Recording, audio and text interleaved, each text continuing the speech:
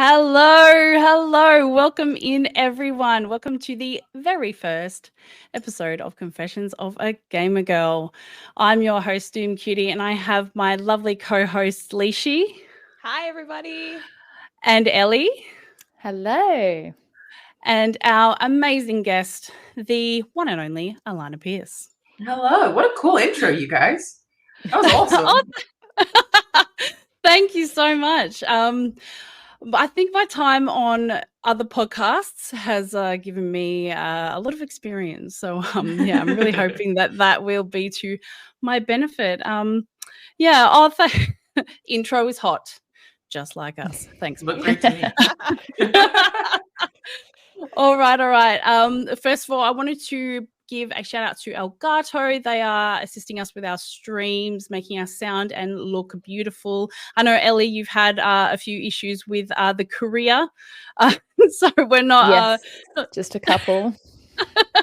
I thought it was so funny when I was looking up the tracking, and there was just like this random photo of your front door with like right. And I was like looking at it, I was like, what is going on there? Is that really what it looks like?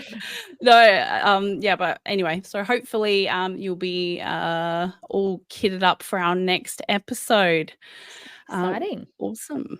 For chat now, at the end we will be answering any of your questions, so if you do have an official really important question that you'd like to answer, like us to answer, put it in the chat and we will answer it we'll endeavor to answer it depending on how long the episode goes for.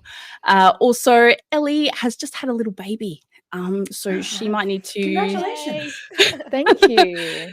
So she might need to step out throughout the show in order to appease her tiny human, which is totally okay. Fair enough, I guess. Yeah, he's with Daddy at the moment, but no doubt I'm going to be on mum duty anytime soon. Awesome. Now, if you guys have been following along with our journey so far in the podcast, you will know that we released some videos, some Q&A videos, getting to know each one of the panel members and, just to get to know each other. So I think we'll start off just by giving a brief overview of ourselves and, I think we'll just start with that. Liessshy, do you want to go first? Sure. Hi, everybody. My name's Alicia, but I go by Liessshy online. I've been making content for be close to 8 years now in the space, and I'm across the gaming and tech world.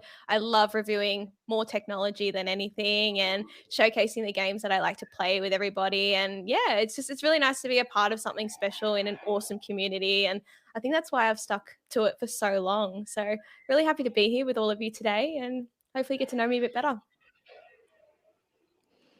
Awesome stuff. Liessshy, I've been following you for a little while and I've loved seeing your work with JBL. You've gone to Las Vegas. You've been just a long way. It has been incredible to watch you grow over the time so that I've much. been in this space. So I love having you a part of the panel. Thank you. Oh, that's so sweet. Thank you so much. Ellie, please tell the chat a little bit about yourself. Yeah, so my name is Ellie. Predominantly, I'm a streamer on Twitch. I've been doing that for about over a year now, and it's been lots and lots of fun. And I also am a game writer for Quest Daily, which is just a website with a bunch of reviews, fun tech things, gaming things, all sorts of awesome stuff. And I've been really enjoying that. So coming along to a podcast like this honestly combines my passions at the moment, which is gaming and chatting about gaming and hanging out with cool people. So definitely super excited to see where we go with the podcast, and just super stoked to be more involved with the online community with everything. Oh, awesome, Ellie. It is an absolute pleasure to have you. And yeah, your writing on Quest Daily has been really awesome. And I really look forward to seeing you active on your socials and, starting to stream again, getting back into the groove of things. It's going to be amazing. So thank you so much for being here. Yeah, and of course, Alanah, do you want to tell the chat a little bit about yourself? I'm sure they know a lot of stuff already. Hi, I'm Alanah. I'm a video game writer at Sony Santa Monica Studio. But I've also been in the industry for, I think, 12 years now. I started out in Australia, of course. And I do just a bunch of content creation stuff across the board, everywhere you can make content, really, except OnlyFans. Stop asking. We're not going to do it. It's not happening. Yes. You know what? Because obviously, I wanted to do quite a lot of research about my guest, and there's a dedicated, and I'm not going to link it, but there's a dedicated Reddit about you, and people are just like, don't ask her, she doesn't make an OnlyFans, like all this stuff. And so I think people really are they really do know that that's not your vibe, and that will never be your vibe. And that's, to be clear, I bring it up as a joke more than anything. I'm totally in support of women making that kind of content. You sometimes see people be like, oh, it makes it harder for the real gamers on Twitch. I'm like, I don't feel like I'm in competition with any of these women. There are several niches, and I don't really want the same audience they have anyway. So totally in support of women who do want to do that. Yeah. Yeah, definitely. And I think people probably forget, like women in gaming, it's just one thing. It's not. There's so many niches inside that area. Yeah. And yeah, there are people who do make adult content. Totally supportive of them. They make bank. So, good for them. But, I don't think you should assume that women, just because they're gamers, they make that content. I think half the time people are asking like intentionally just to be jerks. I don't think they even expect you to do it. They're just trying to like belittle women on the internet half the time. But I mean, like, I think Pokimane made a comment about how often people say it to her, like clearly it's just intended to be harassment most of the time. But I still think it's funny to joke about. So I really thought about making one where I just sell pictures of dogs that I've seen on walks. Oh, I'd subscribe. I would subscribe. What a great vibe. Oh, definitely. Take my money. Oh my goodness. Yeah, no, thank you so much for being here. And yeah, definitely. I think the more conversations we have about this kind of thing, and the more in the space we are, the more we put ourselves in the space, the more that narrative will change, which is awesome. Mm-hmm. I guess that leaves me, Doomcutie. Yeah, how about you? How about me? I am actually a teacher by day. That's my qualification. I started content creating simply just to share my collection. I've got like quite a bit of stuff. I like in-game photography, that kind of thing, especially around Forza. Love that. That's my vibe. And then people were like, "Oh, do you want to stream? Are you going to stream?" I tried that. I'm really boring. And also have bad internet because I live in Australia. I'm bad because you know what happens, right? I will like hyper focus. I'll hyper focus on the game, and I don't feel like I'm entertaining, and I don't feel like I don't have this big personality for everyone to sort of bounce off and feed off. I'm probably much more of a, and in this situation, there's obviously more than one person, so I can bounce the energy off each other. Anyway, So yeah, I've tried that. I've done that a few times. And then I kind of wanted to get into something that I felt was a bit more serious, I suppose. And I had a lot of thoughts and feelings about the games I was playing, and I was like, right, well, how do you do this? How do you do this without having a journalism degree? Obviously, I've been to university. I have a brain. I can do this. Good Yeah, day. good for me. Huge win. Huge dub. So I realized I was like, I probably have to volunteer a lot of my time. So I've spent the last 2 years volunteering my time in writing. I haven't gotten a lot out as much as I've wanted to, simply because of my own personal life and my job and the things that do pay the bills. But I've enjoyed my time a lot. I also just want to know, I did go to university for journalism, and I still had to volunteer for 3 years. I still had to write for free for 3 years, even after university. You don't just like get a job. It would be great, but you have to do the volunteering anyway. Okay, well, there you go. That's a prime example.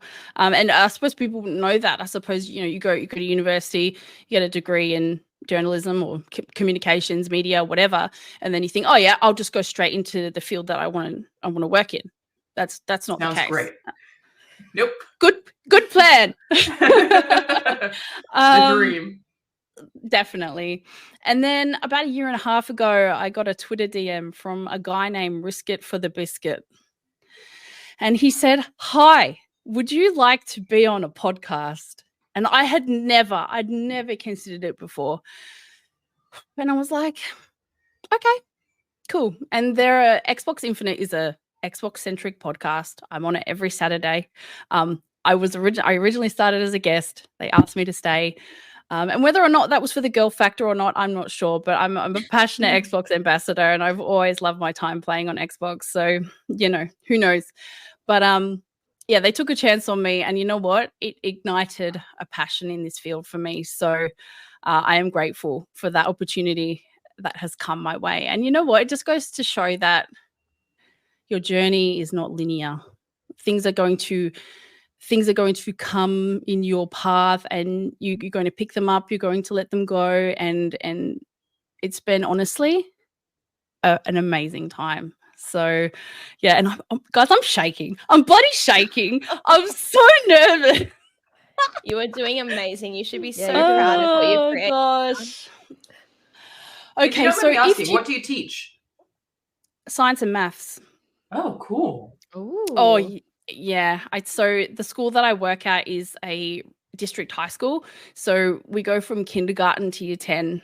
So that's 4-year-olds to 16-year-olds. I didn't even know that existed.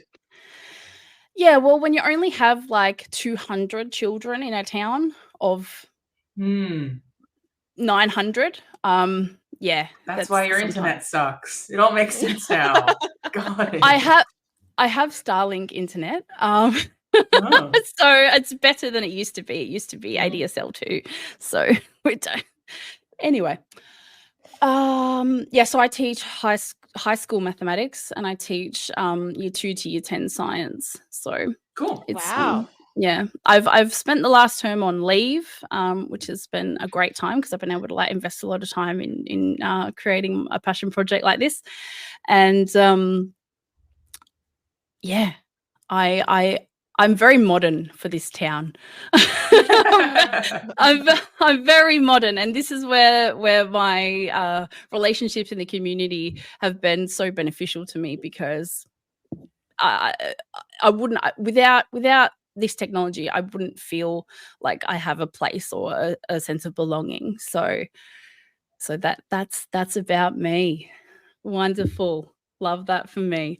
Segue. I must learn some segues. I will endeavor to learn some.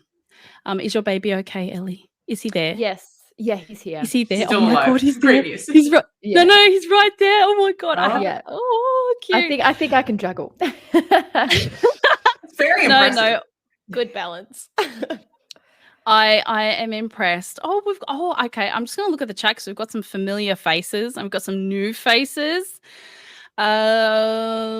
Post up. Well, who else have we got? Jedi Knight Pete from Xbox Infinite. Quite a few people have come through from my previous podcast. So yeah, I'm familiar with some of them. Fid McAwesome, thanks for being here. No, fantastic. You know what? They've given me hell in party chats. Just saying, they've taken the mickey out of me in true gaming style. But yeah, their support is evident here. All right, Alanah, I have some questions. Okay, I'm ready. I promise they're not about OnlyFans. Is it about Roe v. Wade? I have this like ongoing joke. Whenever I have to interview a celebrity, I will always be like, don't worry about it. It's going to be really chill. I'm going to ask you some really cool questions. Like, how do you feel about Roe v. Wade? Which I don't know if you guys caught on the news about that in Australia, but every time I'll see like an actor with like their face goes white. I'm like, I'm kidding. I'm not going to ask you about Roe versus Wade. It's a nice icebreaker. Usually my go-to, how do you feel about abortion? And then they're like, don't worry about it. It's fine. It's fine. You don't have to talk about that. It's all good. Oh, geez. I did it to Ralph Macchio, who plays the Karate Kid. Yeah, he looked terrified. It is a good icebreaker, though. You can ask me about it if you want. Pro women's rights. Okay, let's keep going. Absolutely. What inspired you to enter the gaming space, and how did you launch your career in the US? I've been playing games since I was like 4 years old, maybe younger. Me and my sister grew up playing Game Boy, Nintendo. Huge part of my childhood.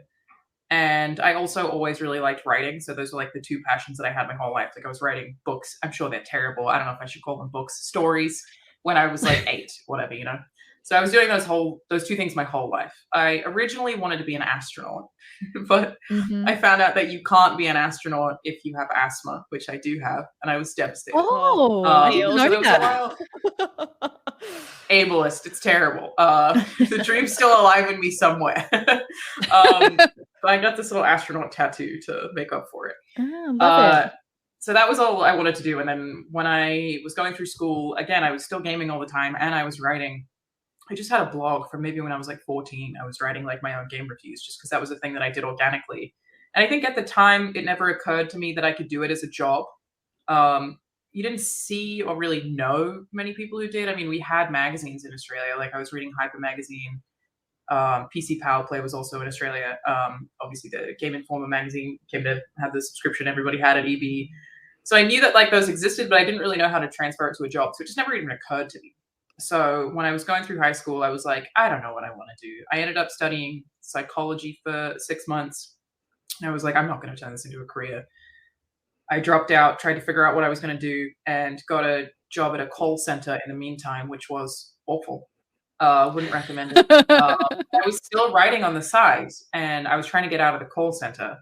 And I was just looking for job listings, and I found a job listing for a volunteer gaming news writer. And I was like, oh my God, I could do that.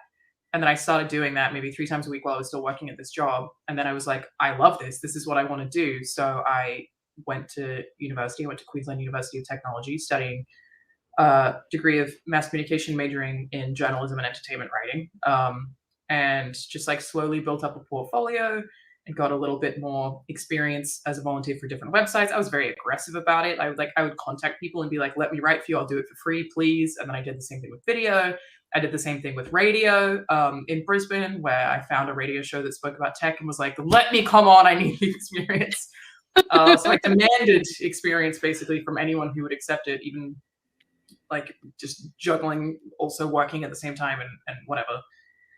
And then as I kept going, I realized that if I really wanted to work like full time in games media, there are so few jobs in Australia. I figured that I needed to do it in America. So I made a game plan to transfer to a university in California, which I did, which just requires like getting good enough grades, really. And lived in California for 6 months. And from there, met a bunch of people in games industry events intentionally. And before I had even left, I applied for a job at IGN and technically got the job before I went home, but went home for another 6 months before they could get all my visa stuff sorted. So that's the very short version, which is like as short as I can make it. But really, I was just very aggressive. I was like, I really want to do this. I know I want to do this. Oh my God, these are the 2 things that I love. So I just kind of did everything that I could to make it happen. And like, I was really bad on camera at first. And I was like, well, this industry seems to have a focus on video, even though like all I want to do is write. I recognize that if I want to be employable, I have to fix that. And so I did a lot of like fake YouTube content that I never published just to practice. And I learned to edit, and I learned to audio edit and do a little bit of audio engineering stuff so that I could just be as employable as possible, basically. And from IGN, just kept trying to refine and figure out what I wanted to do. And now I'm a video game writer at Sony Santa Monica Studio, which I love. It's awesome. That's amazing. Like, oh gosh. It's so inspiring. It's just Thank so you. inspiring. Like, your journey it's so, I don't even have the words. Like, I've followed you for so many years now, and to see the progress you've made, it really gives me hope that so many other females in this space can do what you do, or get to the dream that they want to get to. And like you said, being aggressive towards it and really being driven with what you want. Like, that's the only way you're going to get things these days. You have to work for it, and you have to believe in yourself. And yeah, like, kudos to you, because you've just done so amazing for this whole industry. You. I have this tweet that's currently in my drafts that I'm excited to tweet. That's from August 12th, 2013. And I said something along the lines of like, I'm getting so sick of volunteering as a writer. Is anyone ever going to pay me to do this? And it's so nice that I have that from exactly 10 years ago. Yeah. But now I get to do it full time, and I do it at like one of my favorite game studios ever. And I'm like, you totally can. You just can't give up. And obviously there's a ton of privilege that comes with that. My family doesn't have a lot of money, but they were letting me live at home. Like, I had to pay, I think, like $50 a week rent. And they were lending me money to go get flights to Sydney, which is like definitely a hard thing in Australia, is you kind of have to be where all the games are, and that's not where I lived. Yeah. So I got a lot of help that is a lot harder if you have bills to pay or a family to feed or whatever. So I couldn't have done it on my own, but I definitely was aggressive and very, very tireless about it. And one thing that was kind of an issue in Australia at the time that I'm hoping isn't is that I know like the US had at some point too, but it's kind of gone away, is there was definitely like this only one girl sort of mentality. Like, I felt like the women in Australia at the time, again, over 10 years ago, were really competitive with one another in a way that was like, there's only one, and how dare you? And like, it was like, I maybe tall poppy syndrome. Like, that's an Australian thing. I don't know if that was part of it too. So I kind of felt like I had to leave in a way that I was like, I'm not trying to steal anybody's job. I'm not trying to compete with anybody. It just wasn't super welcoming. And I feel like that's hopefully shifted in the last 10 years, where it's like the games industry has recognized that there doesn't just have to be one female host or one female writer, because it's like condescending. Like, that's patronizing. The US doesn't do any of that stuff. They definitely like, you can have more than one woman on staff, and they're not like, we already have a girl. You don't need another. we have fun. It was a thing. Like, legitimately, that was a thing. I know of somebody who applied to work at IGN at the same time that Jessica Chobot was. And she was literally told, we already have a woman. Like, really? We've already got one of those. Yes. A token woman. I thought it was hard at the time for me to break in as a woman, because I had to like, prove myself. I feel like the interviews were 10 times longer. That's all gotten easier. And I feel like we're also kind of past the point of there only being one. The industry recognizes women as gamers at this point. So I think it's a lot easier for a lot more women to get involved. Hopefully. I think a couple of things that you guys have touched on are, it's really evident the kind of culture that is around females who do want to, to take their hobby into a more serious area. And the fact that, Alanah, you weren't aggressive, you were determined. And it's seen, I feel like it's seen as such a masculine thing to be determined and to show that you really want something and to be a go-getter and to go after things that you want. So yeah, I don't want anyone to think that, you had to like step over people and like push people out of the way and sort of. No, I didn't. I just left. I was like, I don't want anything to do with any of this. I was like, I'll leave. You can step on me. It's fine. And that's right. And I think it has gotten better, because I think women are much better at setting boundaries than they used to. And you know what? You're right. There probably has been lot of, there can only be one kind of vibes. And I find as the media moves more into relying on content creators and influencers, I hate that word, influencers for their promotional content, there is a little bit of that gatekeeping. There is a lot of, there can only be, a couple of main people in that space. But I mean, I hope that through discussions like this, we can make that a little bit better in the community. Ellie, how have you found your journey? There can only be one. How many female writers are at WebQuest? Growing. There's definitely a growing amount now. But I think there's always going to be a level of competitiveness, which is more than fine, because that's every single industry that there is always going to be competitiveness. But I think that the competitiveness has switched from the spectrum of I have to do it because I want to be the token woman or girl to now being I just want to be, either the best streamer or the best writer, or I want this job because I want to work in gaming. And it's not to do with gender now. Gender's such a spectrum, whereas it doesn't matter what you identify. We can all come up and still just participate in this thing that we love, which is, technology and gaming. And it doesn't have to be, well, I want to be it because I want to be the female representative. Like, it doesn't have to be like that anymore. And it's still great to have idols because it's still not a balanced industry. There's still going to be a level of working to it. But I definitely think that it is just that shift now with everyone coming up. And we've got such a good sisterhood that women are showing each other that we don't need it. Like, we don't need to fight or to gossip about people, put people down. Like, if we have noticed we are so much stronger as a unit if we raise each other up and celebrate each other's success. Because I'm a big believer that success is a door for everyone. There's a door for everyone, and it isn't just one position's filled, then what's the point? Like, there's so many different avenues you can get the career that you want. And with the support around you from people, your peers, as well as family and friends, as cliche as it is, I think anything truly is possible if you're willing to put in the work, because it is still competitive with everybody else. We're still going to have to climb for it, but it doesn't have to be against our own sisters anymore. Yeah, that's so true. Definitely. And I think that I hope that, and because I have been in the podcasting space for a little while, obviously Alanah's been in it a lot more than I have, but all the podcasts I've been full of guys, and I wanted to create just like a nice girl vibe. I know how cliche that is and whatever, but that's what I envisioned for this show. So if you like that, stay. If you don't, that's okay. All right. Moving on to the next question. What has been the most significant achievement in your career journey so far? For me? Yeah. Significant's hard. The thing that I'm the most proud of is that I was able to pay off my parents' mortgage.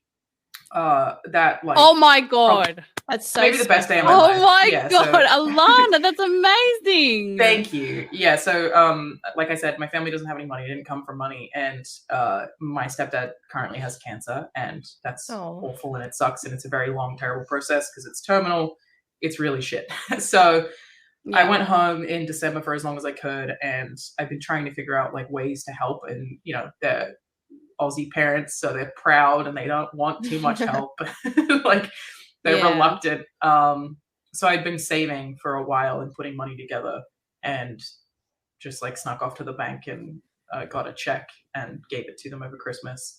So that is the thing that I am like the most proud of. That is my most proud accomplishment. It was hard. It took me a long time, obviously. But now they don't have to worry about paying that bill.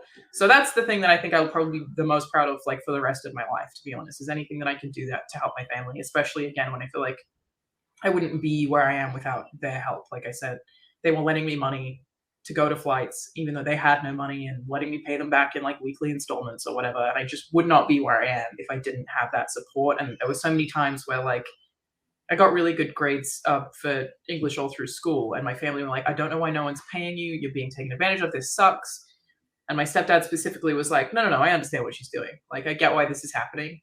It's because she has to make the portfolio, has to get the experience for it to pay off. And he was like, this totally makes sense. Where everyone else was like frustrated that I wasn't making any money, and I was kind of like almost going backwards trying to get this experience. So that's the thing that I'm definitely the most proud of. Talking about significant accomplishment though, like I feel like I got to host GDC last year, and that was a pretty surreal. Yeah. GDC is the Game Developers Conference in San Francisco, and it's something that I had been to as a journalist. And then, it's very dev focused. It's not consumer focused, so it's not a bunch of advertising. It's much more people giving talks on how they made certain things in games and talking about innovation in video games and like the direction games are heading in. So being asked to host that was one that I was like, oh my god, this group of like people that I almost consider peers. I mean, I've been in dev for 3 years now, but it's still like, you're all so much cooler than me, and I this. Like that one was probably like a moment where I was like, oh my god. And I went from like living in San Francisco in this tiny apartment where I again had no money when I moved. It's so expensive to live there, and they gave me like this hotel room at the top of a hotel with this insane view that like I didn't have to pay for it. I was just like, what the fuck has happened? So I think that one was pretty exciting. But there's a lot of stuff that I've been really, really proud to be a part of. I'm very proud of the Accessibility Awards, which is a show that I made with a good friend of mine, Steve Spawn, which is intended to like inform more people about video game accessibility. It's really hard. Like making an award show is so hard. It's so much work. But I love Steve and I'm really passionate about accessibility. So really proud of that too. I think more than anything is like not quitting. It's probably the biggest thing. And I'm sure you all feel the same. Like it's just like, staying despite every hardship and every reason to leave. So I've just really stuck with it. And I'm proud of that, I think, more than anything. Can I agree with that question to all of you? What are you most proud of? I think that's a great thing to start with. Ellie, you go first. What are you most proud of? Oh, good. Yeah, it's a very deep question. I think that it would be just sticking it out. I think that I don't have one specific achievement that I'm super proud of yet. I'm quite early on in my gaming career, but I think because I've realized how much work it does actually take, and I don't want to say sacrifice, I want to say longer hours, so it's definitely a switch up in lifestyle, and I'm proud of myself that I've kind of gone through with that, because I know it's not for everybody, and I recognize that it's a time in my life where I do have those spare hours and I do have a supportive home life where my husband does allow me to kind of be like, all right, I'm eating dinner for 5 seconds and then running away and hiding in my study for 3 hours streaming. And so I've got this time in my life, this chapter, that I can put forward the hours and I can reach out to people and kind of do what I want to do within the way of building my portfolio for hopefully a future in gaming in the next few years. And that to me, I think it's just personal growth, and I'm very proud that I've done it, because there were times where I'm like, you know what, I can't do it anymore. I can't come home from a 10-hour work shift, traveling 2 hours both ways, come home, eat dinner, and then go and talk to a screen where 2 people are joining my stream tonight. It can be quite disheartening, but pushing through for those tough moments, make it worth it for the great days where you are streaming to someone, to a whole group of people, like 50 to 100 people, it makes it worth it. And so seeing those little rewards come through, and even this podcast to me is a reward. Like I've worked hard in the online gaming space to be able to participate in something like this, and it is really fun, at the top of my list more than anything. And then also it's rewarding. So I would say that's what I'm most proud of. Awesome. What about you, Liessshy? Well, my journey definitely has been pretty bumpy along the years. I think it's going to relate back to the not quitting thing. So, the 8 years I've been doing this, I've had a lot of times where some pretty significant stuff in my personal life has, I guess, affected my focus on my career online. And I've really had to balance that. And the fact that I haven't given up all this time and I'm still pushing every day to make something, like for me, that is probably my biggest achievement. But if we are going to go something tangible that I have done, I think for me it is working as closely as I do with JBL. Like if you follow my content, you know how close I am with them, and to be, a leading female in their gaming range of products is pretty special for me, and the work that I do with them is something that I really cherish because I do get to be myself and bring forth a lot of creativity in ways that that brand might not have seen before. And to be recognized globally with them as well is pretty special as a part of the Quantum Squad. And, you know, all the educational style content that I put out from what I've done with them has helped me with other brands and creating a new path of content and style that I do want to put out there for people to hopefully inspire in different ways that, you know, a lot of people in this space might not be doing. Because once I tried to stream and that didn't go to plan for me because, again, some pretty significant things in my life changed. So I decided to focus on all my my YouTube videos and my reviews. And I really want to be like someone. For me, I look up a lot to iJustine in the tech space because she is someone that has been in the space for so long and she is never afraid to speak her truth and show her creativity as a female in the tech world. And that is like something that I want to get to one day. So constantly pushing through and pushing aside all the hate that will come my way and keeping my core focus on my goal. Like, that's the biggest thing for me, that I get out of bed every day for this, you know, like I still want to do this and keep this my dream, keep my dream alive. So tying all that in together, I mean, you know, I've had a pretty long time online and I'm really happy for where I am, and I look forward to seeing where it continues to go.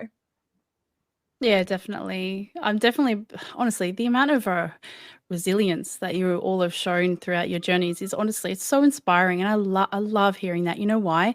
Because I don't think anyone's journey is perfect. And I think it's really easy to assume that someone's, you know, curated feed or, you know, seeing them travel here, there, and not knowing what their home life is like, or, you know, how much money they have in the bank, or, you know, anything like that. Like, especially in the early days, especially when you aren't as established, it can take a decade to really see the fruits of your labor in this space. So, and I think it's more important to share those stories and celebrate those wins, because that's what's going to help you and keep you alive on that journey. You know what I mean? Like, I personally, I always thought that I was alone.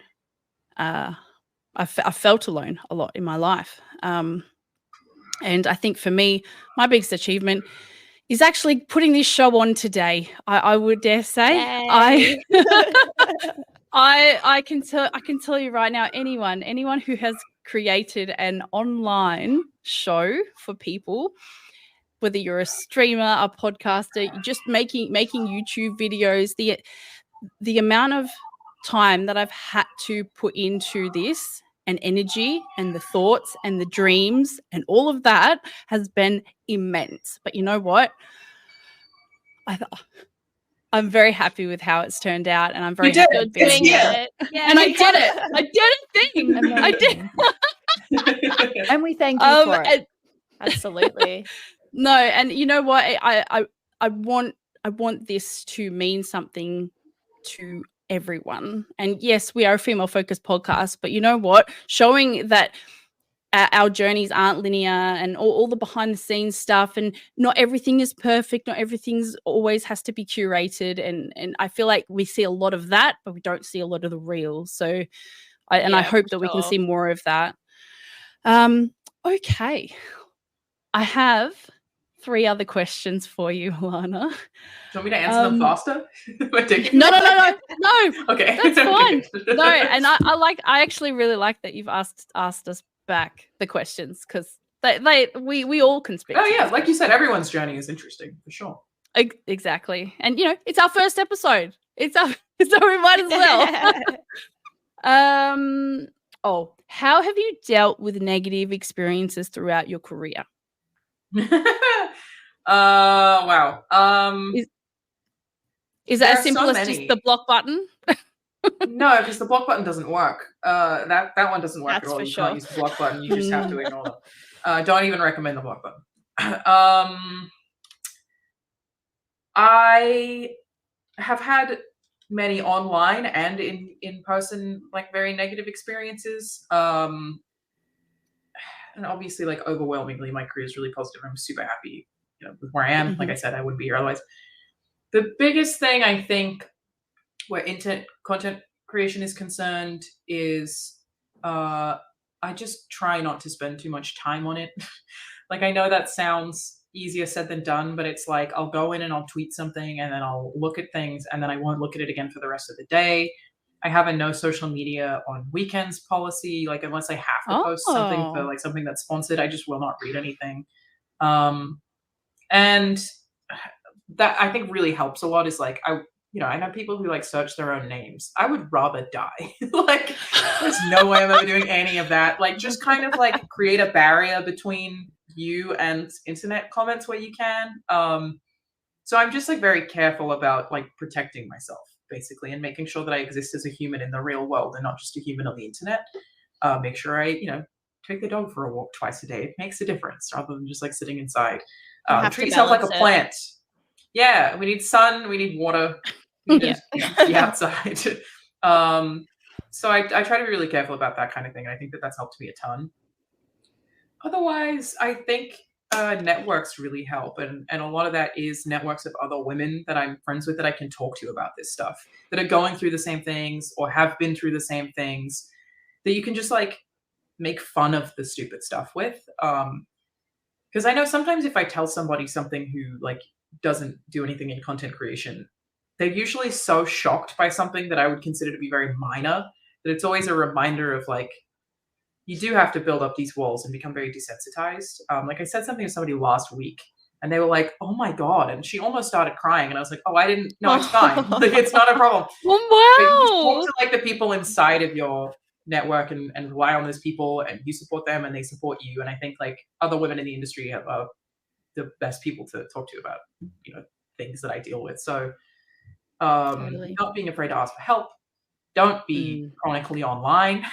Yeah. And otherwise, the thing that I think keeps me going is that I've always stayed true to myself. So I've never done anything that, obviously people change. I've been online for so long. I don't know if I agree with something I said 12 years ago, but I've only ever said something I genuinely believe or like genuinely feel. And I think that really helps. Like, I'll only make content I want to make. I won't make something because I should or because other people are doing it. Because I think that's how you kind of get burnt out.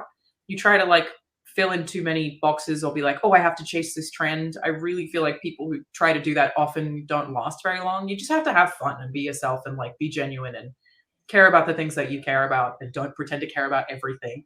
Because not only will people see it, you won't enjoy it. So a big thing is just like finding the fun in every little thing that you do. I find really dumb ways to find video editing fun, which can take me forever, but like just adding little jokes, even if it's on the screen for one frame, because it entertained me. Yeah. I'm like that too. It's great. So I think that those are the biggest things. Like, don't like literally touch grass. Like, don't be online too much. Rely on your support network and support them back. It's super fulfilling and rewarding, and it's wonderful to be able to support other people and have support from those people. And make sure that you enjoy the content you're making rather than chasing views. Just be true to yourself, I think, as cheesy as that is. No, you've hit the nail on the head on so many levels there, and I think it can be quite consuming when you make content, especially online, because you forget that you're a human, you forget that you have basic human needs, and this goes beyond. Just getting sun or whatever like that. Like, exposing ourselves to negative things all the time is going to have a massive impact on our mental health. So then that's something that. And also not meeting our needs like water, sun, food, all that kind of stuff is going to have an impact on our mental health as well. Like, seriously, go to the gym. Like, I know that like 100%. That's the thing that's like makes so much sense, but it's so good for your mental health. Yeah, and just wait for a walk, guys. Yeah, I just scream at gamers all the time about getting fit. And like, I know that you want to sit on the couch and play video games. So do I. Just half an hour a day. Like, if you have time to watch this podcast, you could be working out during. I currently like weightlift while watching episodes of The Sopranos. Yes. Like, look after a walk pad. I really want to get a walk pad for under my me bed. too. I actually just have one. It's in my hallway. I just haven't set it up yet. That's the thing. Like procrastination. Amazing. That is a problem. Yes. But honestly, it's so good for you. Yes, I think we can all be guilty of, maybe not doing that as much as we want to because of, various things that happen in our life. Mine's mostly because I work a lot. But yeah, definitely when I find myself inside a lot, it definitely has issues, not only because I'm not moving as much, but, all the other stuff. Hate online. Yeah. Yeah, it's not good. I actually heard that Pokimane doesn't mod. She doesn't look at any of the stuff. She has like mods that do it for her. Is that right? I don't know. No idea. I mean, I don't look at messages on most things. Like my Twitter, I can't see any. I have all mentions turned off from anyone I don't follow, so I just don't see any of it. I'll like find out that people are harassing me because like one time Phil Spencer sent me a message. He was like, "I'm really sorry about this harassment." And I was like, "What are you talking about?" Like it's not. And that's how I find out being like mob harassed most of the time is that someone else is like, "Are you okay?" And I'd be like, "Should I not be okay?" I don't even know it exists. Right. Like I don't read Instagram. Well, there you go. It's you don't have to. I do think like a lot of online harassment is opt-in. You can just ignore it. Some of those put people that on a shirt. Online harassment. Yeah, some of the people who will come at you will also like they don't actually want a conversation. They just want a response. And sometimes I will respond because I find it funny or fun, or like if I'm entertained by something especially stupid, I will engage with it. But that's only when I think I need to, rather than when they want me to. Yeah. And that's part of it too. Is like I don't like the ignore the trolls mentality, and I never have because, like you said, I don't think humans are supposed to be exposed to this much negativity. So if you every now and then want to reply to somebody and call them a fucking idiot, I think that if that will make you feel better, do it. You don't need to ignore the trolls if you don't want to. Certainly, you're going to go crazy if you engage with people constantly. Like that's definitely a bad idea. But I don't think ignoring the trolls, A, stops them, makes them go away. It doesn't do anything at all. They'll still be there, like retweeting each other, apparently. Or like they'll quote tweet everything you say. Like that happens to me all the time. And I'm just like, if I want to call someone stupid sometimes, I'm going to do that. And I think it helps. And then you just laugh at them and it's great. Like that's all it is. Every now and then it's just free promo for you, really. I mean, kind of. It's more than anything. It's like peace of mind. Every now and then you just need to like tell someone they're being a dummy. And I feel positively about it. Don't ignore the trolls if you don't want to. If you do, go ahead. But most people who say that don't experience a lot of trolling, and I don't think like know what it's like to sit back and like take all of it all the time. So true. Yeah, such a good point. On a more positive note, who inspires you the most, Alanah? My mom. Also very cheesy. Very inspired by my mom. In the industry, there are a lot of people that I'm very inspired by, and it's part of why I made one of the podcasts that I made, which is Video Game Writing 101. I just talk to a different video game writer every month, or a group of video game writers every month, just mostly because I want to ask them questions, and I was like, well, I may as well record it. Like I'm very inspired by Tim Schafer. His style of creation I think is fantastic, and I love Tim. Obviously I get to work with Corey Barlog, who I think is an inspiration in terms of like the way he executes vision.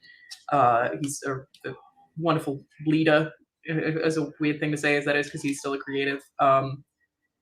There are people like Kojima that are like just doing crazy stuff, doing really whatever they want to, which I obviously really admire.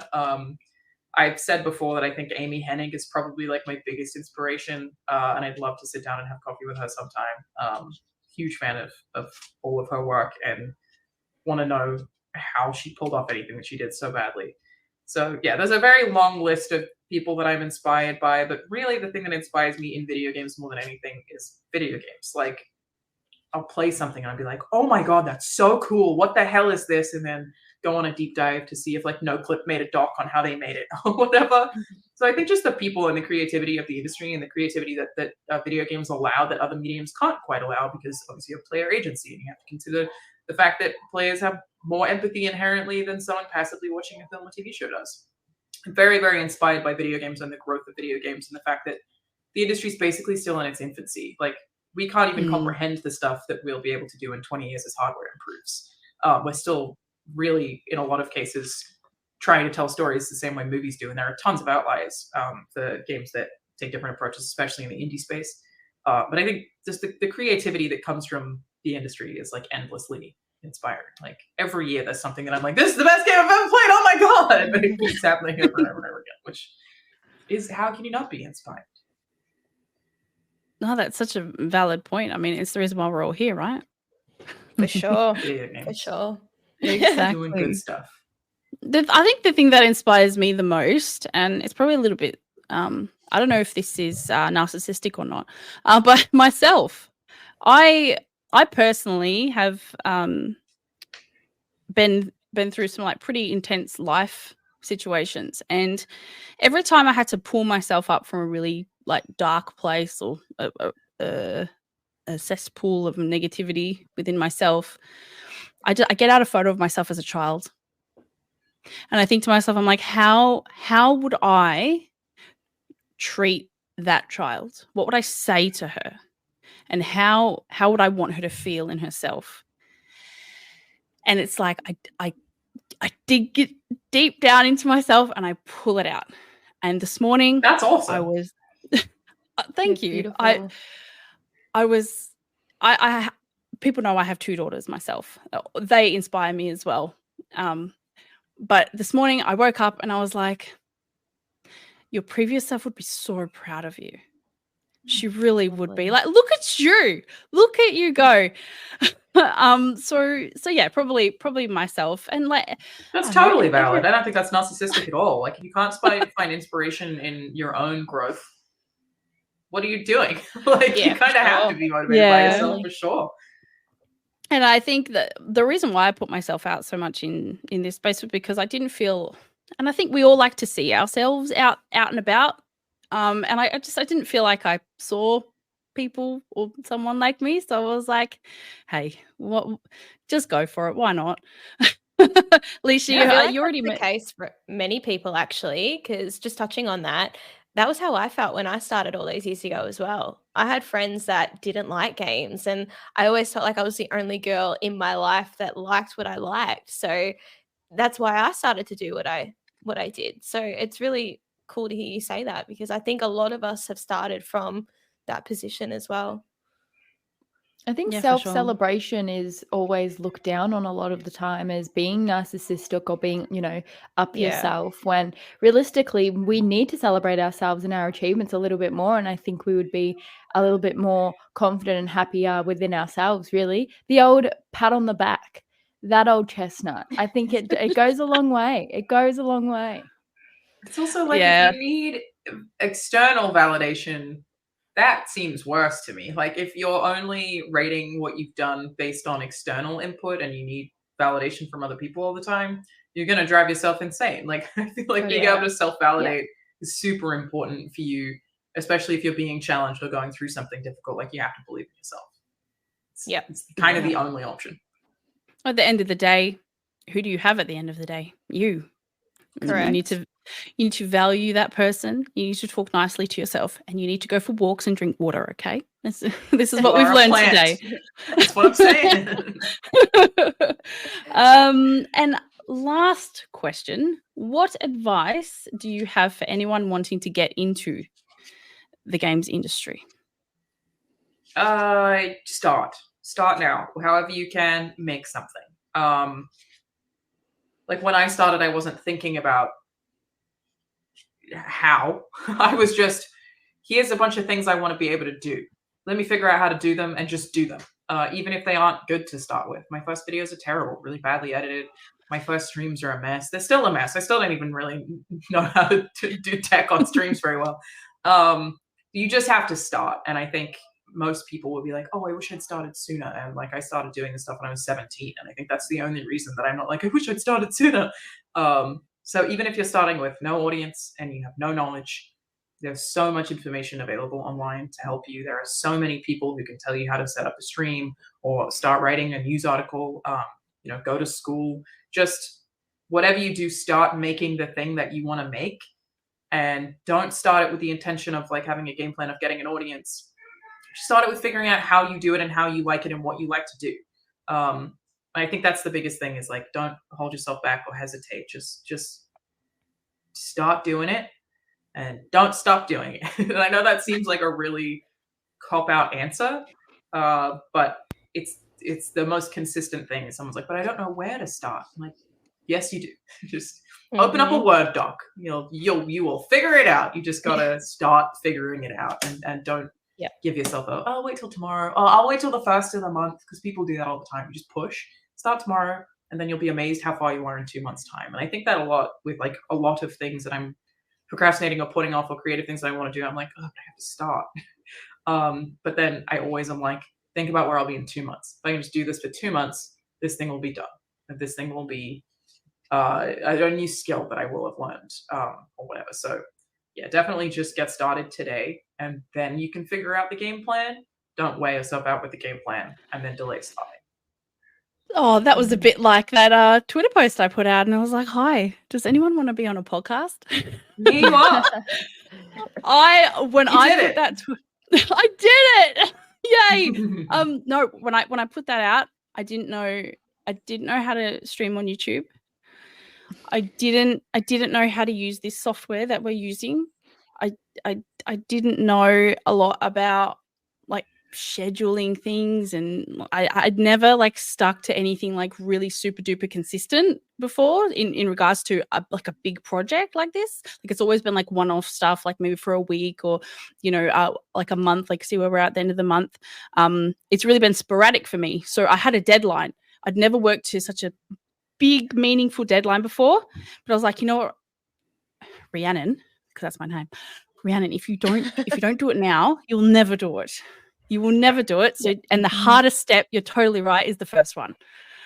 Yeah. So, and I have come out of this with more skills than I started with. And to me, for my own personal growth, I'm going to pat myself on the back, that old chestnut, Ellie. And I'm going to say, yes, I did something, and look at me go. I've got bloody Alanah Pearce here, guys. Look at this. Look at this. Look what I did. Well, it's just because of a tweet. It's true. It was like, I can't do this consistently, obviously, but I'm happy to help. Yeah. Oh, no, you being here is just the best. Thanks so much. Appreciate it. Can I just add a little bit more to what we were just talking about? Sorry, as well. The best camera is the camera in your pocket as well, guys. If you're worried about starting with all this fancy equipment, it does not have to be that way. If you have a decent audio and a decent camera, you can make anything. And if you have the latest iPhone, you have such a powerful device in your pocket. Me, I use Google Pixels. These are great too.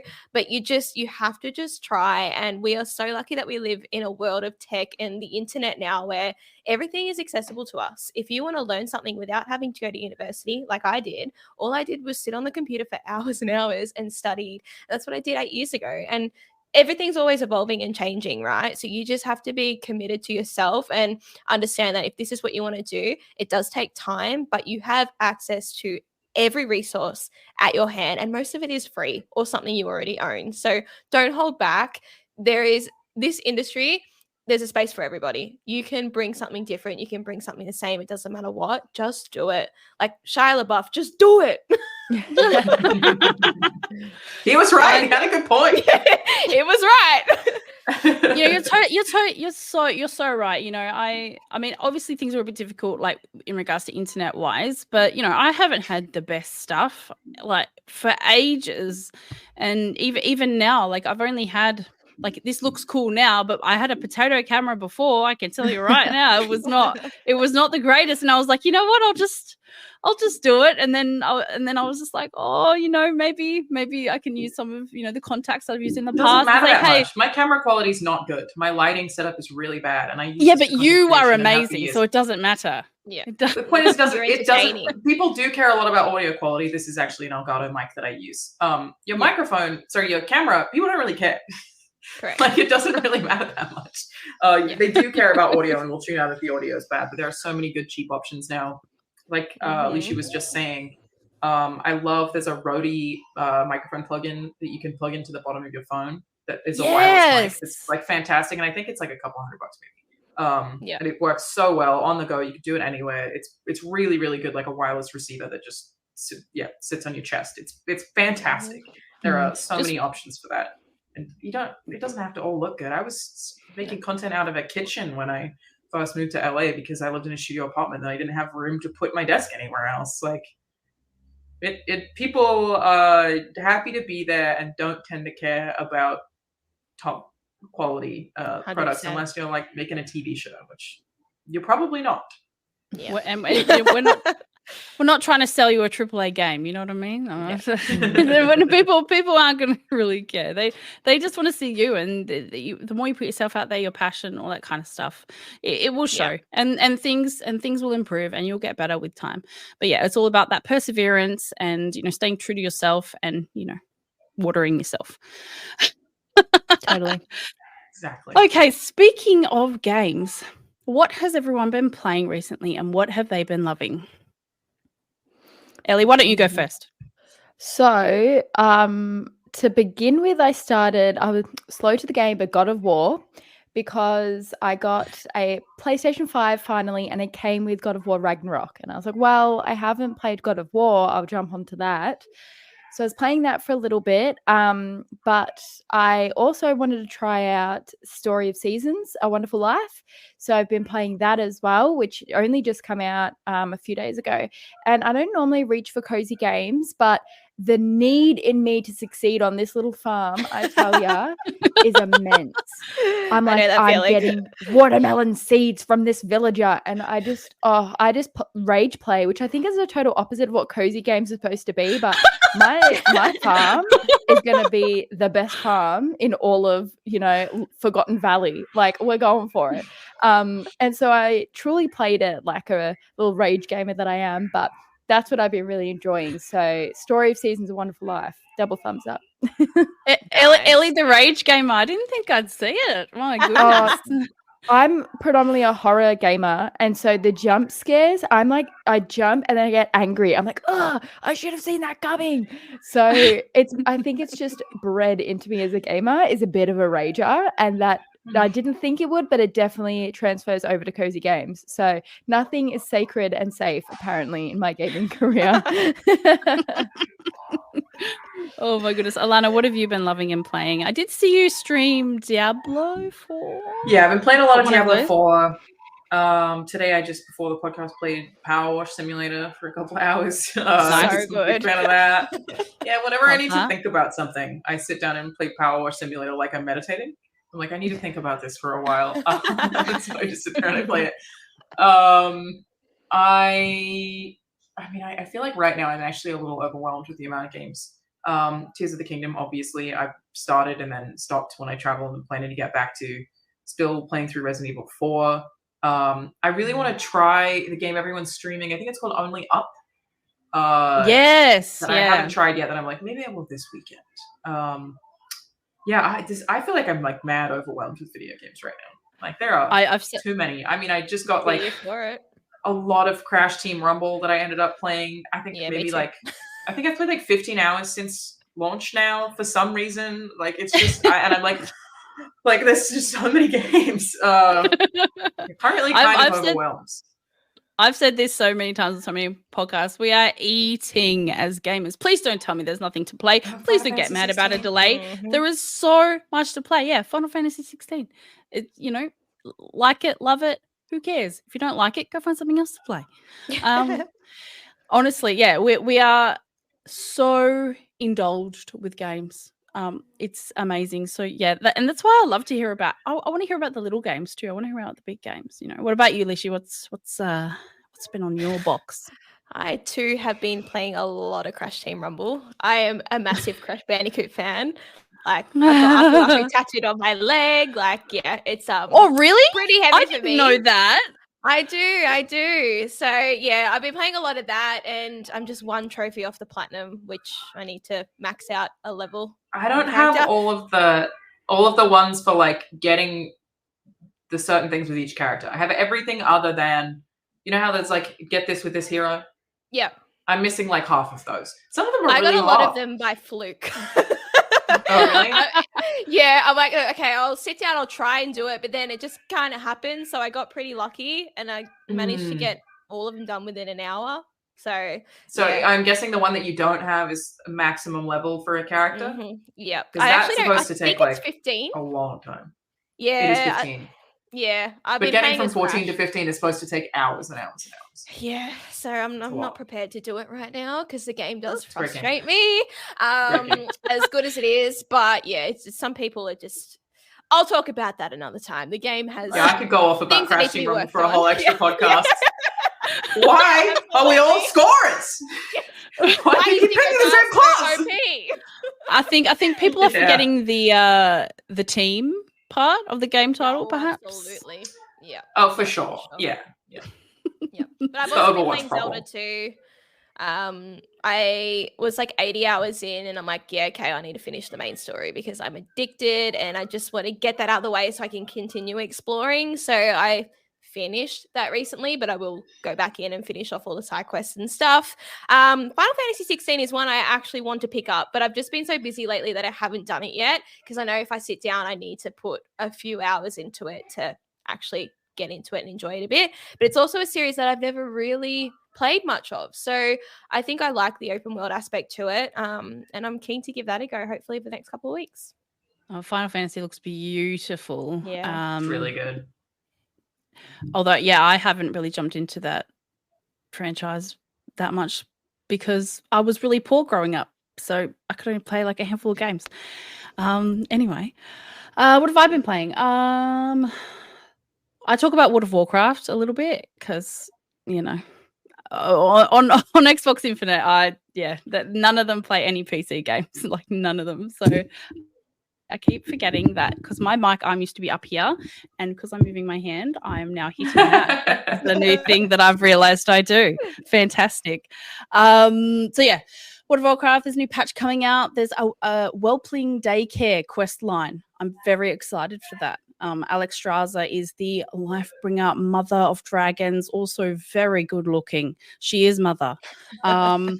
So yeah, I'll definitely be making her proud in my Whelpling Daycare in World of Warcraft. Also, finally, they are adding a sell all junk button. So you have bags, right? Nice. And they're great. There are great items. And for the 13 years that I've played this game, I can finally sell all my junk.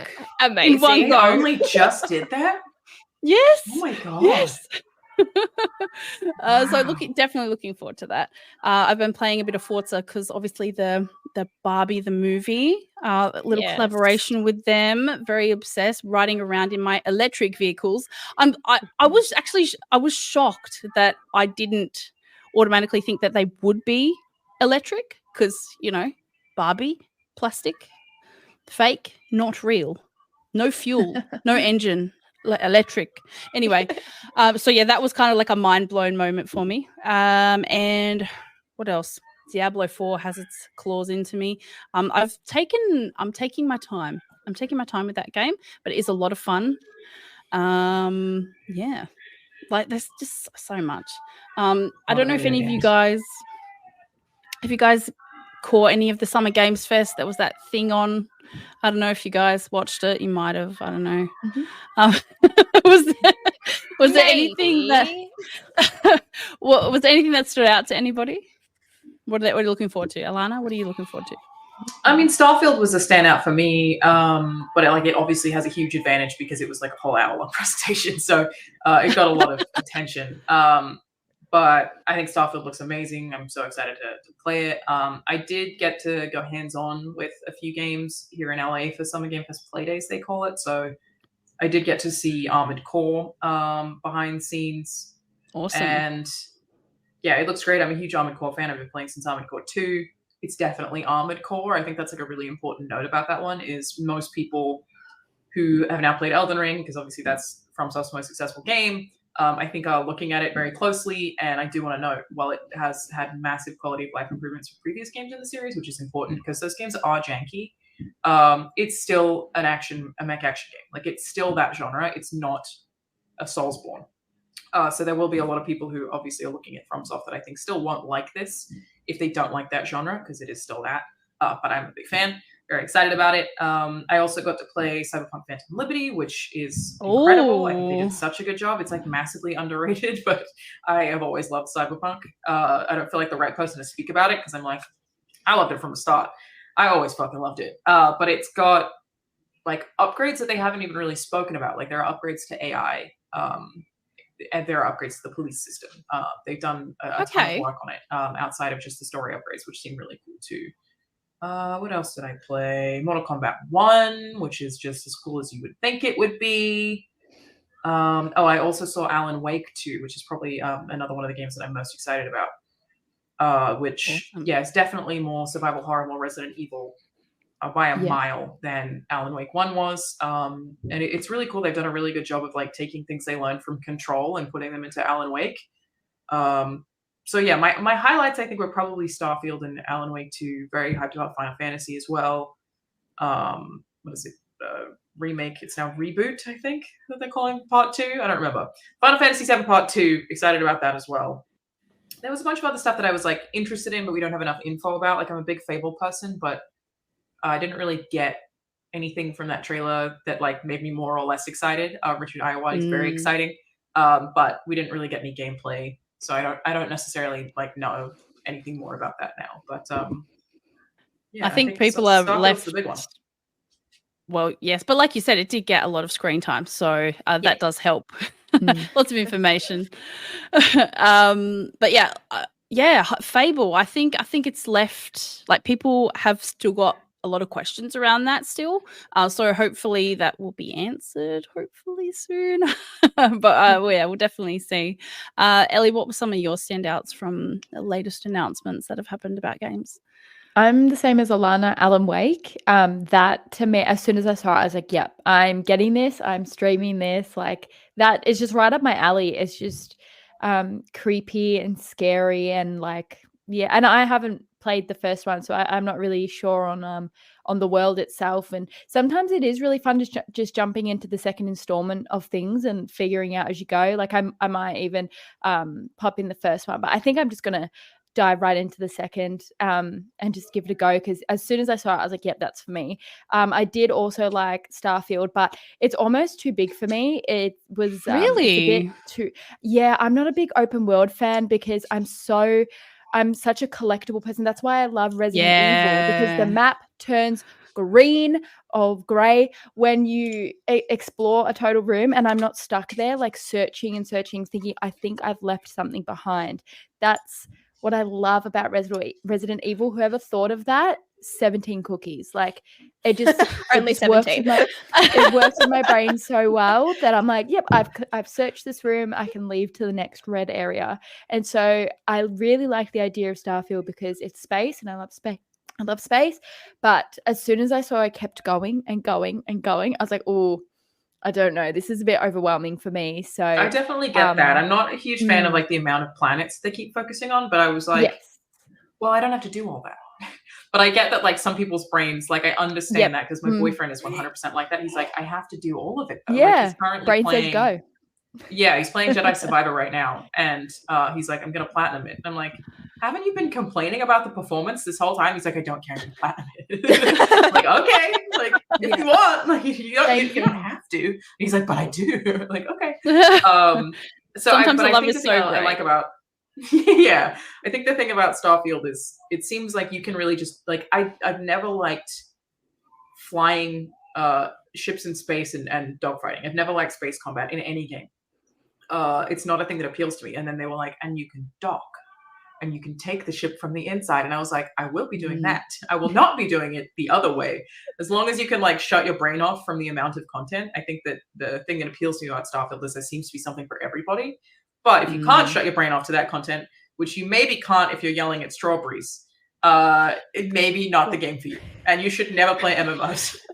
Yeah, totally. I get it. And Spider-Man as well, that kind of is really fun to complete as well, because it has the sections of New York, and then it tells you how many % of that or section, state, whatever that you've done. Fantastic. I love that because I can complete the main story and then go and do all the little side questy things and then finish it. So I'm super excited for Spider-Man 2.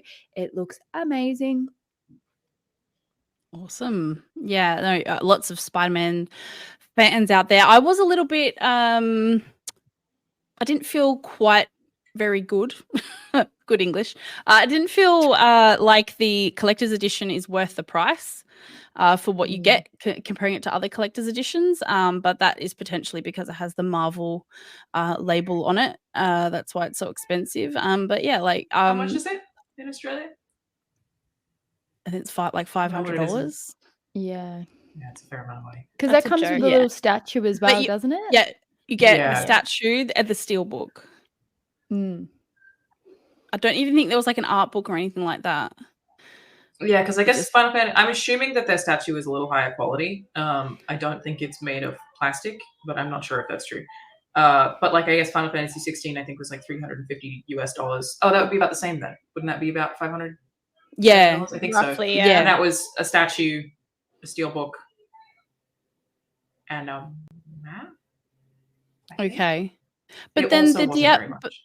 But the Diablo Collector's Edition, that was 180 Australian. It's so good. It's so good. nice. The Diablo Collector's Edition, but it's, oh my god, like it has like all of these, like do you have it? Have you opened it? Have you touched it? You do have it. It's there.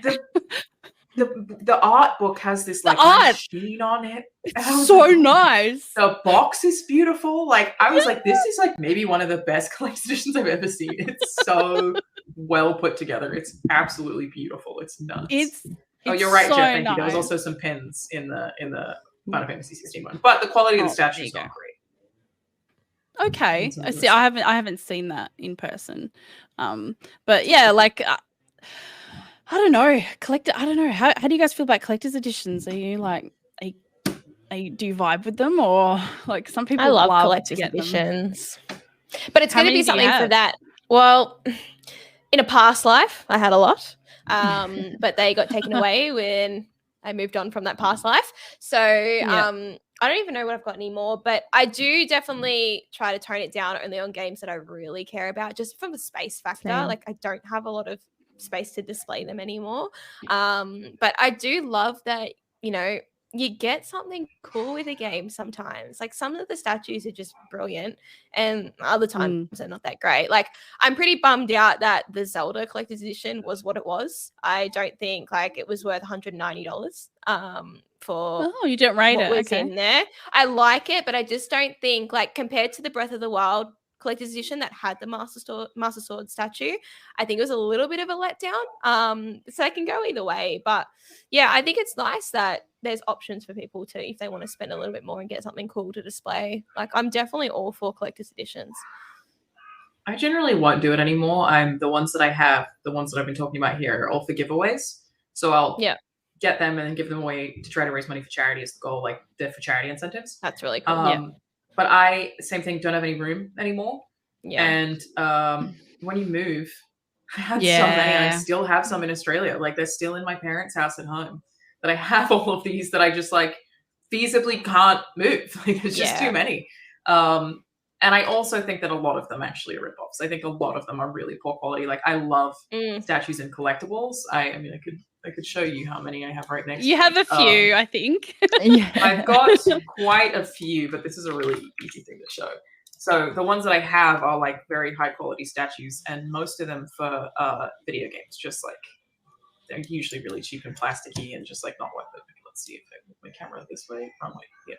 Oh, cool. Oh, that's cool. Sweet Batman stuff over here. My light. Yeah. It's like a lot. And these are all like, they're all like polystone, like fully like handmade, hand painted, you know? And there's a lot of them. Love that little tumbler down the bottom there. So sick. So I think like a lot of the collector's editions ones are just like they're usually kind of bad. And it's a lot of the same stuff. And it's not, but like this here is these two God of War statues made by XM Studios, I think. And they're like beautiful, super high quality, like polystone statues. So it's like a different thing. I feel like most collector's editions, while I still love them and it's like so fun to open that stuff, hard to justify having that much plastic. And I generally think they're not worth the price, to be honest. I think most of them are a little the price point's the hardest thing most of the time, isn't it? Like especially I think that's why. 100%. Like I don't buy as much as what I guess I used to. In high school, I was like saving all my money for collector's editions, and now I'm like, I got bills, man. Yeah. Priorities. Yeah. Oh, for sure. And yeah, like the price to import that kind of stuff, especially to Australia, is nuts. Like, you know, already our games are more expensive. So yeah, and now they're taking games out of collector's editions. And that's really that's surprising a whole other to me. issue. Yeah, it's just, I don't know. That's why I've always been frugal like this. I'll only ever buy a collector's edition if I love it. But I have found that most collector's editions from Blizzard are usually pretty generous for the price point. So what I do now is I don't buy the collector's editions. Oh, sorry. I don't buy collector's editions. I buy the individual item I want on eBay, and it's usually cheaper. So I think there was a Red Dead 2 collector's edition that came with a bunch of stuff, and I didn't buy it. I just really wanted the book. There's like a book that's like it's basically the in-store like manual of when you go in the stores and you like flip through the guns or whatever of all the stuff you can buy. I'm forgetting the name. Okay. Catalog. It's a catalog. And so I just bought that because I was like, that's so cool. Yeah. But I don't need all the other stuff. So that's what I do now and usually if you wait like a year, that stuff will go down in price because most people don't want it. So I just wait, buy the individual items where I can these days. It's a lot of stuff. Yeah, okay. We've sort of moved into a different kind of feel, but honey. He's having sleep terrors, bless him. Oh, so cute. Yeah, I mean, like the Starfield Collector's box is like there's a watch and it's gonna like talk to the game. So I'm just like, I don't know. I think I need it. Oh yeah, my nice controller. Hold on, they are really nice, huh? Yeah, the grips on it. I've got the so headset nice. here. Yeah, so the headset, pretty. Does yours make a noise when you turn it on? Yes. What is the noise? It's a spaceship taking off. Is it? Because when I turned it on, I was like, I can't tell you what the fuck this noise. Sorry for my last I think it is. Hold on. I can't tell you what this noise is. Can I play it? I don't know if I can. I don't know, but hold on. You can't hear it. No, that would be cool though. It's a plane. That would be cool, wouldn't it? I don't think my noise gate isn't good enough. But no, I think pretty sure it's a spaceship taking off, that does make sense. Like an engine turning on, or something like that. So I don't know. I like it. But then, what about the mute button? What's that noise? It's like a tick noise. That actually might be what I'm referring to. Is maybe that's the mute button. There's one of them that like this button here that makes the noise. This one here. The gold one, or the one on the grey one. This is like the weirdest, like most specific podcast content. Where we're like, which button makes what noise?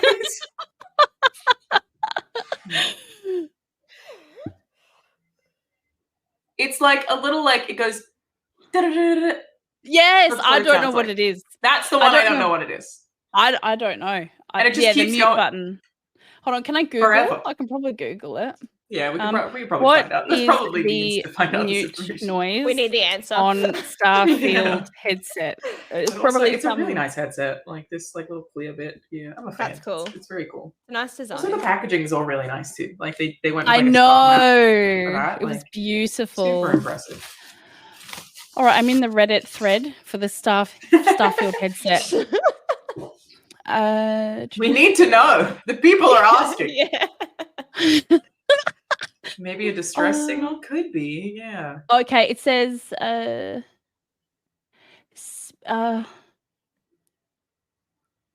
well, it could be a noise they don't to even Wi-Fi. know. I'll have no one knows. So I guess it might be a thing we don't find out until the game comes out. Maybe. Maybe Maybe it's a secret. Yeah. I think it's definitely like some sort of connection noise, but like I registered that. I just don't know what the noise is from. So maybe we have to wait to find out. I'm all right with it. Yeah, I'm happy. Yeah. I mean, I'm happy for that. I mean, I don't know. You probably have. Maybe you can have some, conversations at Bethesda. I don't know. You probably got some mates there. Ask them. I could email. I could send Jeff an email. What is this? Yeah, just be like, I'm going to do it right now. Hang on. We were talking about the controller today to Jeff's Microsoft PR. Let me email Jeff and be like, hey. Or just ask Todd. Say hi, Todd. Yeah, I did see him 2 weeks ago. You want me to message Todd? I will have. We might have to. We'll have to tweet that I'll out send you an when you update. find out. Yeah, I'll be looking forward to that update because I would love to know. It's the mute button. Is that what it is? The mute button. Yeah. Okay. I have asked Microsoft. Excellent. I can't wait. Hopefully, we will find out. Awesome. I actually was really looking forward to seeing more Forza. Oh, it's not Motorsport anymore. Motorsport 8, sorry. It's just Forza Motorsport. I thought there'd be more on that, but they're pretty transparent on their socials, and they've showed a lot of like accessibility. Like there are some people that are driving that can't that are visually impaired, which is really awesome. They've shown like heaps around that, which I love to see it. I actually did a survey today for Forza Horizon 5, and that was about accessibility, and it was like, do you use any of these features, blah blah blah blah blah. And I put in a suggestion. I thought maybe they should just have streams on either the Xbox channel or the Forza channel showing how they use the settings or how they use the controllers or whatever. Like I'd be actually really interested to see how those things are implemented into the game. But yeah, I just didn't see as much of it as I thought I would. So yeah, that's probably one downside that I feel saw. Like that because it's a little bit of a niche, and they kind of know that. Like, you reckon? Motorsport even more than Forza. I mean, not everyone's gonna play a racing sim. Yeah, true. So I feel like they'll put that on their own channels, like you said, and be extra transparent, rather than in the main show where it's potentially not as appealing to as many gamers as something like Fable. Like people always love an action RPG or an action adventure, so it could be why.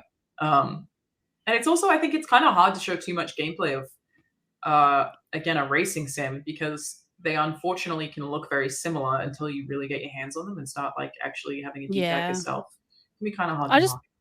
I just thought there'd be different things, like more information about the garage, that kind of thing, maybe about the way the championship runs, that kind of thing. I mean, like, yeah, it's a racing sim. It's probably going to, be pretty similar, but I don't know. I was actually, I was a bit excited. I'm sure we'll get more dedicated trailers probably outside of that show. Yeah, for sure. But yeah, I was fortunate enough to go to the Melbourne watch party, which was my first time going to one of these. So I flew all the way from Perth to Melbourne to be there, which was out of my own pocket. So, and yeah, so I was really happy to go. And yeah, like the vibe in the room. Like I love hearing people's reactions to each of the trailers and stuff. Yeah. So that was really awesome. Fun. Yeah, what about you, Liessshy? What are you looking forward to? Well, I am definitely more of a cozy gamer these days. And I pick up my Switch a lot more, which I was like always just PlayStation. But I tend to go for my Switch a lot more now. So the stuff that Nintendo threw out and the Wholesome Direct, some of the stuff in there that I saw, like it's really appealing to me. I think because I spend a lot of the time making content, and then I also still work a normal job 3 days a week as well. So it's very hard to dedicate a lot of time to big titles. So for me, like I'm absolutely dying for a new Super Mario game. Super Mario Wonder was just 2D Mario. I need more of that in my life, and it looks different to what we're used to. So I'm excited to try that out, and I'm really actually excited for Super Mario RPG as well. Yes, that looks great, doesn't it? It does. I've never played it, but I did play a few of the Mario and Luigi games growing up as well. So kind of tying that aspect into a Mario game I think would be awesome to play, and I really like the way they've remade it or done the graphics again. I think it looks awesome, but going down like the indie path, like I was trying some stuff out through Next Fest, and there was two titles that I actually really liked from what I played the demos, and the first one was Moonstone Island, and it's like everything I play is farming sims when it comes to cozy games, but this one had it was done in an art style like old Zelda games, like top-down Zelda games and Pokemon, that really like 16-bit looking games, I guess you could say. But it throws in an aspect to the farming sim where you are catching spirits. So it does feel like a little bit of a Pokemon-esque game. Like I could see the inspiration come from that, but I really liked what I played. Graphically, it looks really cool for a pixel art game. And that was just something that, yeah, I really like the look of. And another one was Paleo Pines, which is another farming sim, but with dinosaurs. I've been seeing this all over Twitter recently. It's just kind of blown up, and it reminds me of like a My Time at Portia style game. Like you do have quests and I guess a lot of community stuff to do with people in the community on the game, as in like in the game, the characters in there. But that was just another one that I really liked as well. So they're kind of like the more casual games that I liked, but the big one for me was Spider-Man 2, because I absolutely loved playing the first Spider-Man. It was actually the first PR kit I ever got from PlayStation back in the day. And I was like, I got to play this. I have to play the crap out of this. And I did, and I really loved it. And I platinumed it very quickly. So playing number 2 is going to be awesome. And I loved what I saw at the PlayStation Showcase with what they ended the showcase with, showing that you've got Peter Parker and Miles Morales together. I think it's going to be an awesome game to play. I'm not buying the collector's edition. I'm just going to buy the game on its own and just play through. It's okay if you do. It's okay. Oh, no, I didn't pre-order it. Again, I can't justify that money for that, but I'm glad that people have the option to do that. But back on the Starfield situation. So I'm someone that hasn't really dabbled into the Bethesda world, because those games I've never played. And I do have an Xbox, and it just sits behind the TV and barely gets turned on. And I think this might be one that I will actually try. I'm like Ellie, where I am a completionist in games, but I also love having a big open world as well, and just a lot to explore. And I think it's going to be a really good way for me to see that kind of genre or style of game for myself. And yeah, I'm excited to give it a go. Actually, I'm undecided if I'm going to play it on here or if I'll play it on Xbox, to be honest. I don't know. You've got a really powerful PC. You've got a really powerful PC. I would play it. Very cool looking PC. It looks powerful. This is the Liessshy space station, as I like to call it. Very cool. Yeah, no, it's my centerpiece of the room. I wanted to make it look cool. But yeah, I don't know. I think I probably will play it on Xbox just to get that console usage again. But yeah, that's pretty much, I guess, the standouts from what I had. Like there was a lot that I guess appealed to me and that I liked the look of, but they'll be the ones that I'm really kind of like focused on for the rest of the year. Excellent. Well, fortunately, a lot of the things that Xbox did announce will actually be coming to Game Pass. So yes, you'll get the opportunity to try a lot of them and see if you like them. So which is really good. Game Pass makes me happy. It does. It makes me happy too.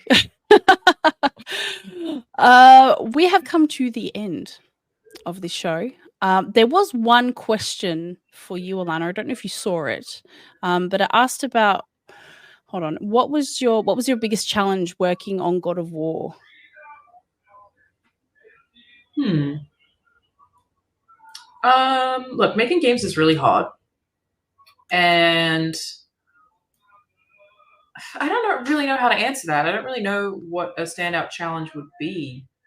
It can be tough to work in a really like insular environment, and if I'm like a lot of the problems for writing teams in general is like I just have to think about it until I come up with a solution, and you can't like air it out because it's NDA. You're like, wait, how do we fix this? Damn, okay, and then you just have to sit with it yourself. Like I said, I was playing Power Wash Simulator earlier. Was my means of doing that for game dev stuff. I was like, I have to fix. Okay, let me just play Power Wash Simulator. But I don't feel even necessarily equipped to answer that because I wasn't like as involved as anyone else on the team. I feel like I can't take credit for anything to do with that game. Obviously, nothing. I really cared about the. Well, I mean, I worked on it, but like in such a small way compared to I feel like everybody else did.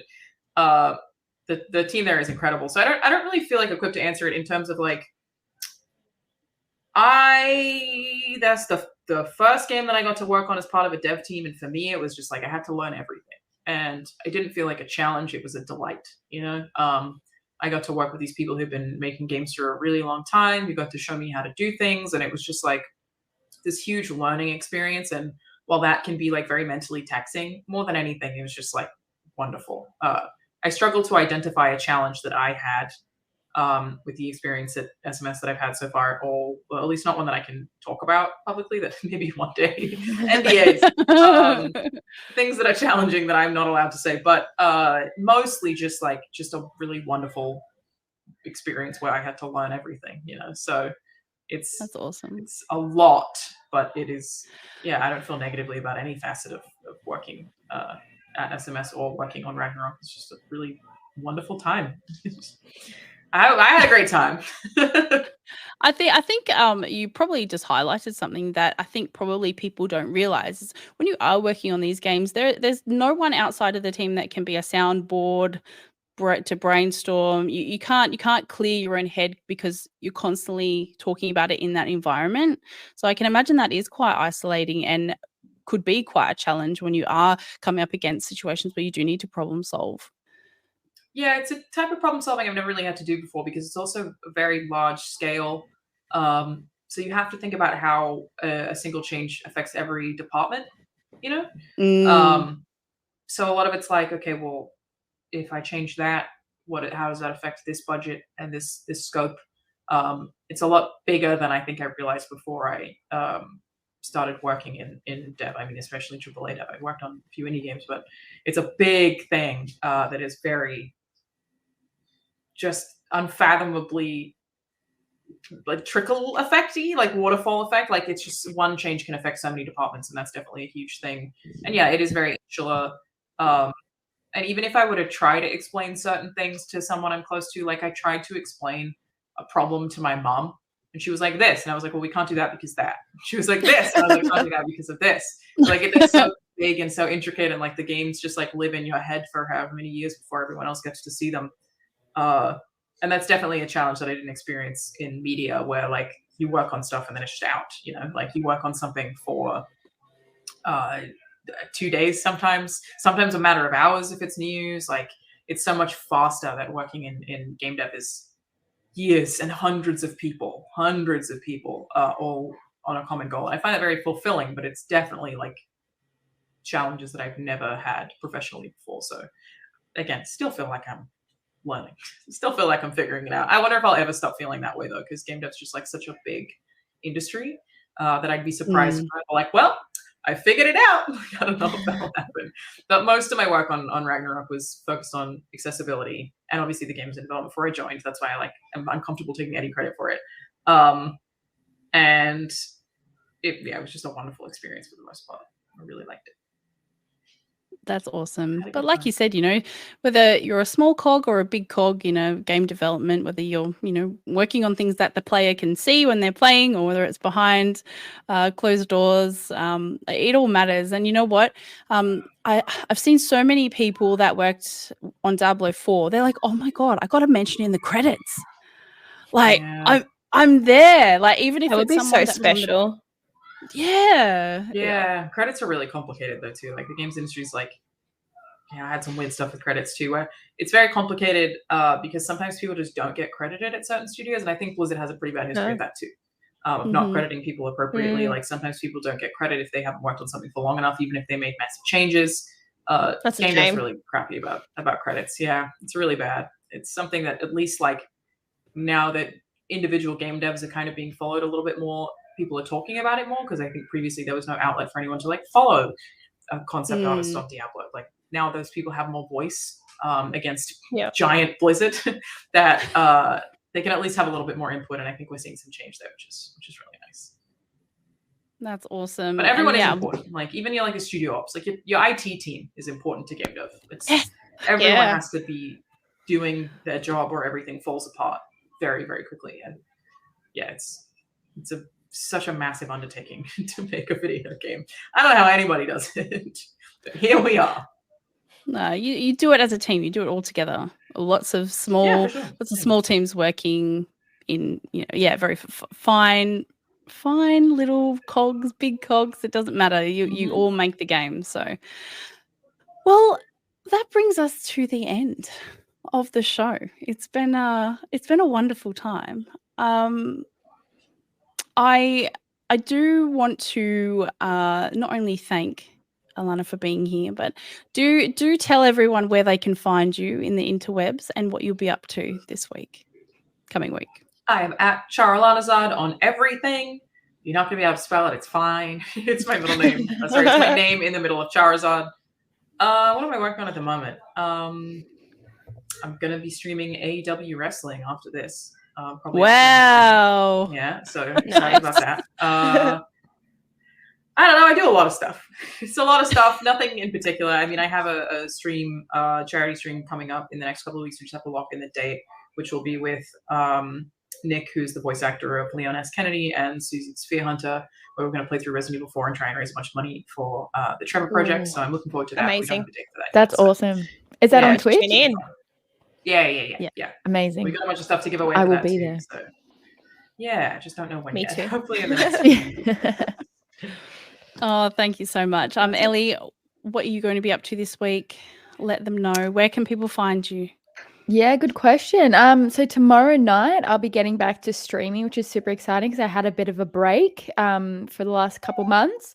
So that'll be on Twitch at Twerkin Queen. That is my streamer name. And then I've got a couple articles coming out with Quest Daily that I interviewed one of my good streamer friends. So if you're after becoming a streamer yourself, that article will have it all on Quest Daily. Awesome. We actually had quite a little bit of discussion about her streamer name. She's like, do I have to change it? It's not exactly PG. And I said, well, I'm not going to make you change it. Like, but people don't like. I love it. I made that choice when I started streaming, knowing that I might give up a couple collaborations. I was going to go Gherkin Queen because I love pickles, but I literally went to change it on Twitch and I started, no joke, tearing, not a word of a lie, tearing up, knowing that I had to give up Twerkin Queen. And I was like, you know what? We're not doing it. So I funny. made my bed and I am twerking in it. So I'm keeping it for life. Awesome. All right, Liessshy, where can people find you and what are you getting up to this week? Sure, you can find me on all socials, Liessshy, how it's spelled on screen, 3 S's. I don't know why, just is. This week, I think I'm working on some more Google stuff because I am a part of Team Pixel, so I work with Google Australia. So we're doing some tablet videos. Got some that stuff in the tablet works, looks so- awesome. I saw your opening, your not bad. unboxing of it. It looks Yeah, I'm actually pretty impressed. So gonna work on some videos for that, and I think I have a movie premiere for Insidious this week, which is exciting. So Cool. well, keen for that. Keen to Favorite sit like horror. this. Yeah, that's my favorite horror series. So very jealous. You have to tell me Look, how it is. I will. That's the one that I keep coming back to, and I don't do well with horror, but I think they did the early half of the series pretty well. So yeah, that's what's happening in the next week. awesome. Well, enjoy your movie premiere. I've never been to one, but yeah, they always look super duper fun. What will I be getting up to? Well, I'm going to be obviously posting this episode onto Spotify, which means I'll be able to link Spotify because I can't do anything unless I have something to post there. So if you didn't catch us live, you can definitely check us out, obviously in the VOD or on Spotify. So that's what I'll be doing.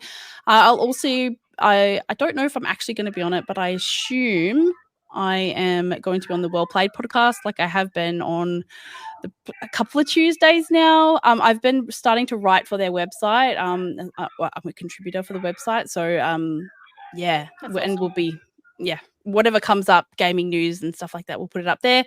And yeah, so their podcast is Tuesday, and then obviously my regular Xbox Infinite podcast, which is on before this one, and then this one again. And I'll be prepping for this next episode. And our next guest that we'll have on our next episode is Adine, and she's actually the community manager for Team Liquid, for specifically the female portion. So next episode is going to be about community management and online communities, and we'll be having a discussion about that because I know someone asked in the chat who's our next guest.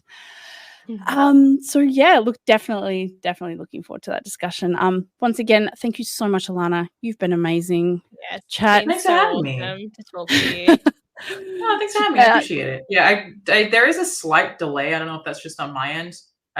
specifically for you, Doomcutie, that I keep talking over you because it kind of lags out. But I don't know if anyone else is having that problem. No, I don't know. It could be a US thing. I apologize. Just America things. Just It could be.